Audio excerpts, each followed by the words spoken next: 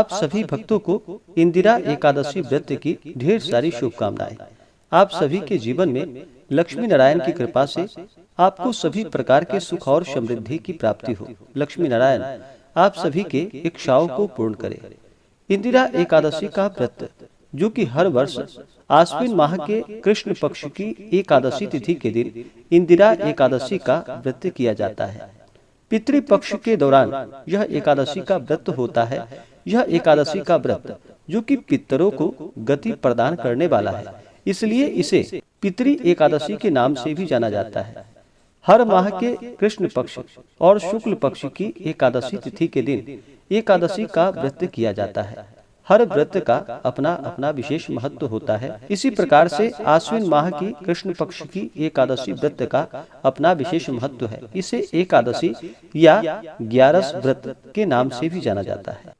इंदिरा एकादशी का व्रत, जो भी जातक सच्ची श्रद्धा के साथ इंदिरा एकादशी का व्रत करते हैं, व्रत के नियमों का पालन करते हैं, इस दिन भगवान शालिग्राम, भगवान विष्णु, माता लक्ष्मी का पूजन करते हैं, तो उनके सभी पाप और ताप नष्ट हो जाते हैं तथा इस व्रत के प्रभाव से पितरों को भी अच्छी गति की प्राप्ति होती है तथा जो भी व्रत करता है वह सभी प्रकार के सुख समृद्धि को पाता है और अंत में मोक्ष को प्राप्त करता है। जो भी जातक एकादशी का व्रत करते हैं, एकादशी व्रत करने वाले को दसवीं के दिन से ही व्रत के नियमों का पालन करना चाहिए। दसवीं तिथि के दिन, जो कि एक समय शुद्ध और सात्विक आहार ग्रहण करनी चाहिए, वो भी सूर्यास्त होने से पहले ही, और फिर अच्छे प्रकार से अपने दांतों को सफाई कर लेनी चाहिए।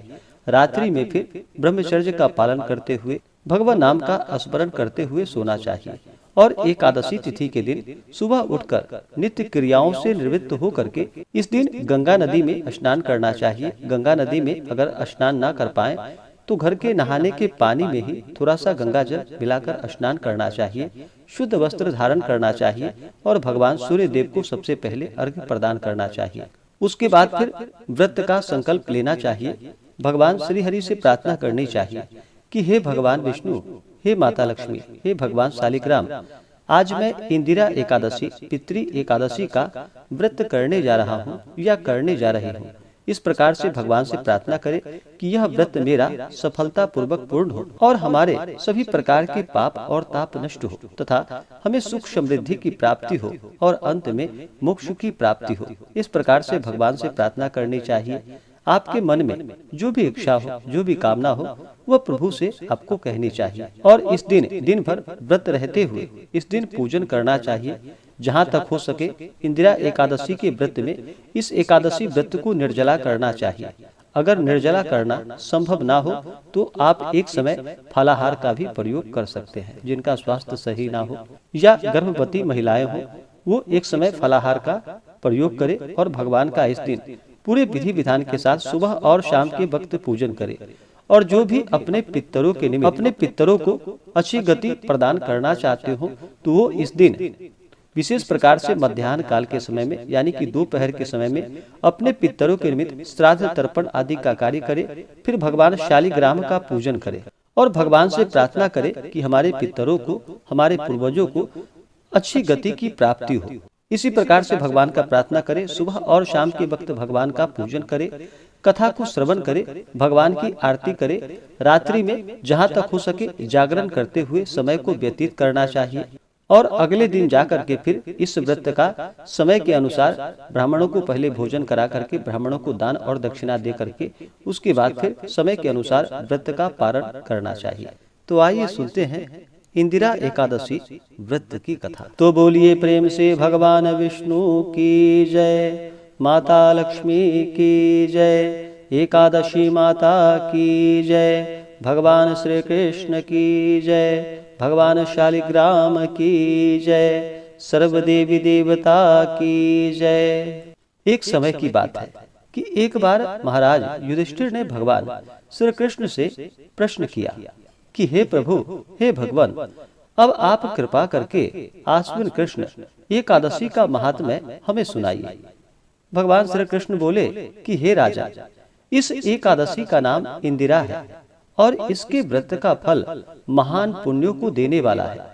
इसका व्रत करने से पितर लोग नरक यातना से निकलकर स्वर्ग के सुखों का उपभोग करते हैं। प्राचीन काल सतयुग में एक इंद्रसेन नाम का महाधर्मात्मा और प्रतापी राजा था।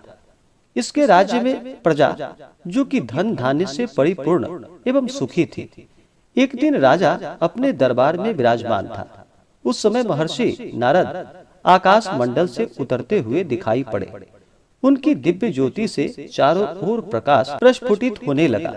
राजा ने अर्घ्य पाद्य से उनकी पूजा कर उन्हें दिव्य आसन पर बिठाया।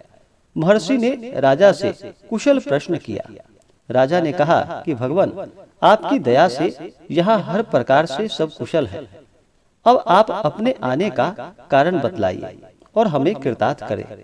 नारद जी ने कहा कि हे राजा, आप सावधान होकर मेरी बात को सुने। दैव संयोग से घूमता फिरता मैं यमपुरी में पहुंच गया था और वहां अनेक प्राणियों को नाना प्रकार की यातनाएं भोग करते हुए देखा।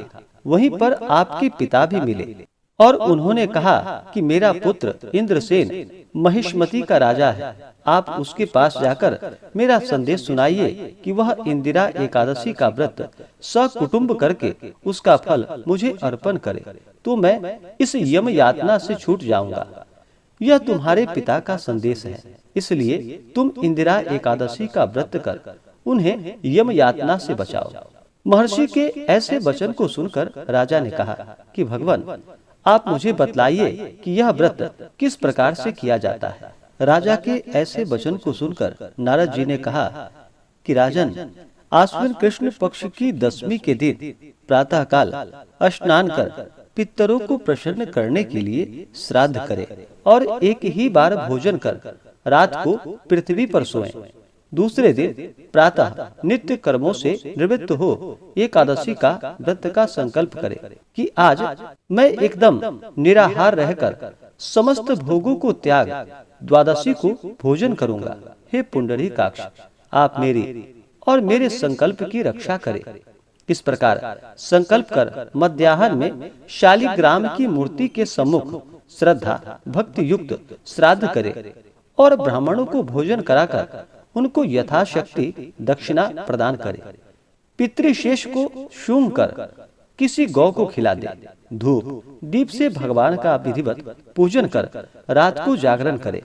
द्वादशी के दिन प्रातः काल स्नान कर पुनः ब्राह्मणों को भोजन कराकर उसके बाद बंधु बांधवों समेत भोजन करे। इस प्रकार व्रत की विधि बताकर महर्षि नारद वहां से चले गए। उनके जाने पर यथा समय राजा ने व्रत का अनुष्ठान किया। उस समय आकाश से पुष्पों की वृष्टि हुई और उसके पिता एक दिव्य सिंहासन पर सवार होकर स्वर्गलोक को जाते दिखाई पड़े। राजा इंद्रसेन भी बहुत दिनों तक राज्य करके भोग कर पुत्र को राज्य दे तपस्या हेतु को चले गए। इस कथा को पढ़ने एवं सुनने वाले अवश्य ही स्वर्ग को प्राप्त करते हैं। तो बोलिए प्रेम से भगवान विष्णु की जय, माता लक्ष्मी की जय, एकादशी माता की जय, भगवान श्री कृष्ण की जय, भगवान शालिग्राम की जय। इसी प्रकार से जो भी भक्त, जो भी जातक सच्ची श्रद्धा के साथ, नियम और निष्ठा के साथ इंदिरा एकादशी का व्रत करते हैं, कथा श्रवण करते हैं, तो भगवान श्री हरि विष्णु की कृपा से उनके सभी पाप और ताप नष्ट होते हैं तथा भगवान की कृपा से उनके सभी मनोरथ सिद्ध होते हैं। अगर आप सब इंदिरा एकादशी व्रत पूजन विधि के बारे में विशेषकर जानकारियां को प्राप्त करना चाहते हो तो आप वीडियो के आइकन में जाकर के जानकारियां को प्राप्त कर सकते हैं। तो आशा करता हूं कि यह जानकारी आपको अच्छा लगा हो। ऐसे ही ज्ञानवर्धक जानकारियां प्राप्त करने के लिए हमारे इस चैनल पे अगर आप नए हैं तो चैनल को लाल बटन दबा करके सब्सक्राइब करें, साथ में बेल आइकन घंटी को दबाएं ताकि मेरे वीडियो का नोटिफिकेशन आपको समय से मिलता रहे। वीडियो को लाइक करें, शेयर करें, सुखी रहें और स्वस्थ रहें। जय श्री राधे कृष्ण। धन्यवाद।